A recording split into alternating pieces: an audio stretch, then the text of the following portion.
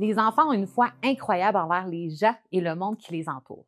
Ils ont peu de doutes et sont souvent faciles à convaincre. Ils ont une capacité remarquable à ressentir, comprendre et donner. Les comportements, systèmes de croyances et habitudes sont tous formés pendant l'enfance, les bons comme les mauvais. Les habitudes qui constituent le caractère sont celles qui ont été répétées, intériorisées et appropriées.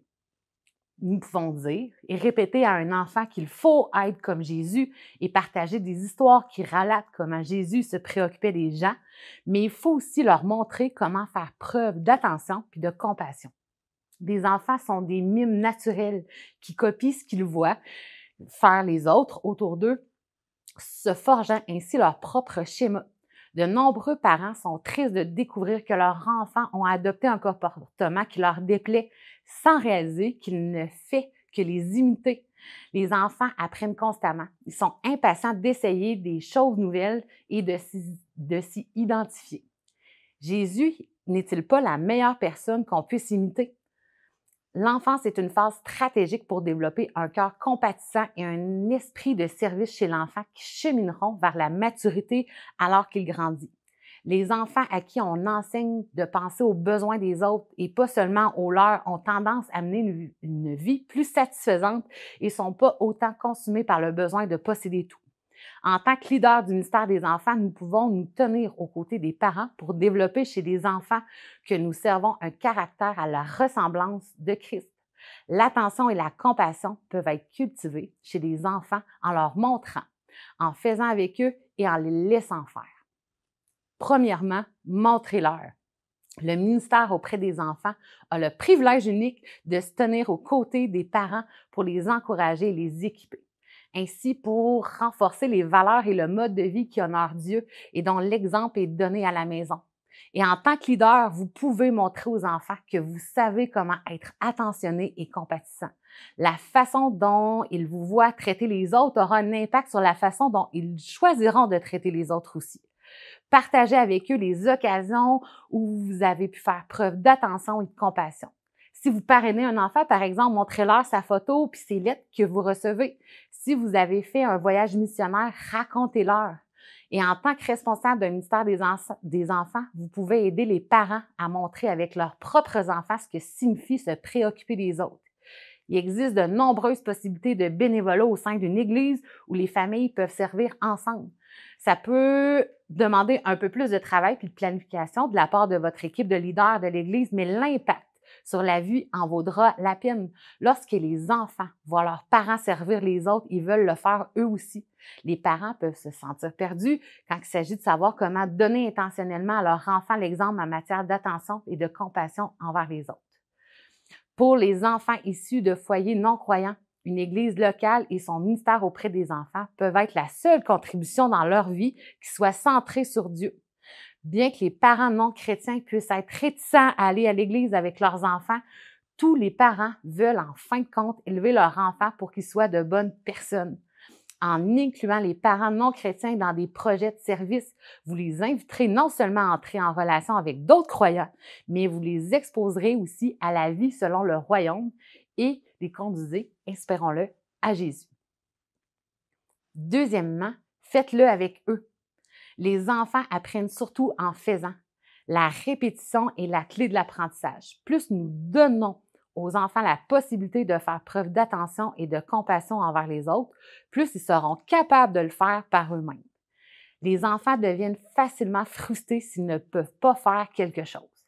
La création d'opportunités de service est une excellente façon d'offrir aux enfants un moyen d'exprimer leur attention et leur compassion envers les autres.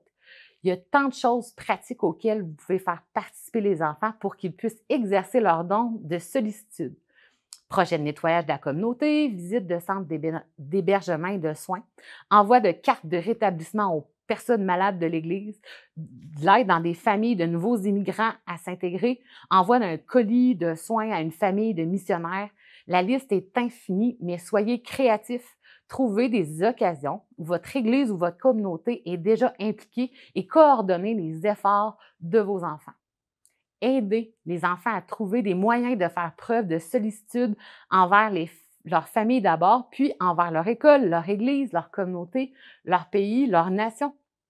Et troisièmement, laissez-les faire.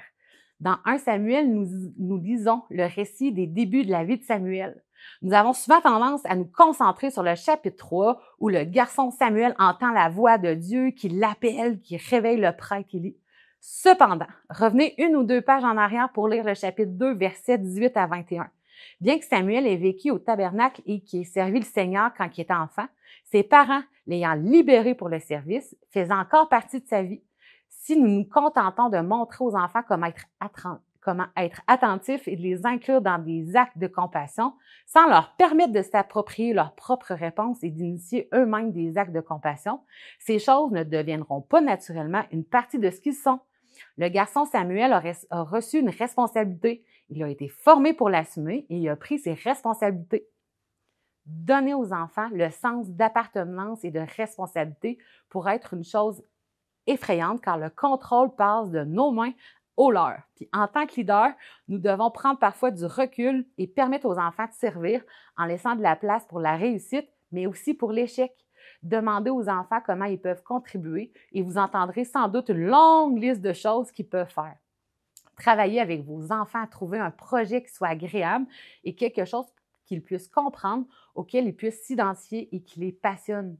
Envisagez de faire appel à des enfants plus âgés comme chefs de projet, puis demander à un responsable de travailler avec eux à l'élaboration d'un plan d'action dont les plus jeunes pourront faire partie.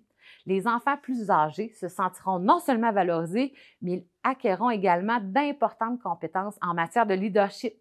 Fixez des objectifs réalistes et peut-être même des objectifs de confiance. Donnez des conseils, mais faites de votre mieux pour ne pas prendre toutes les décisions. Il peut y avoir une marge d'échec ou de difficulté, mais ça fait partie du processus d'apprentissage.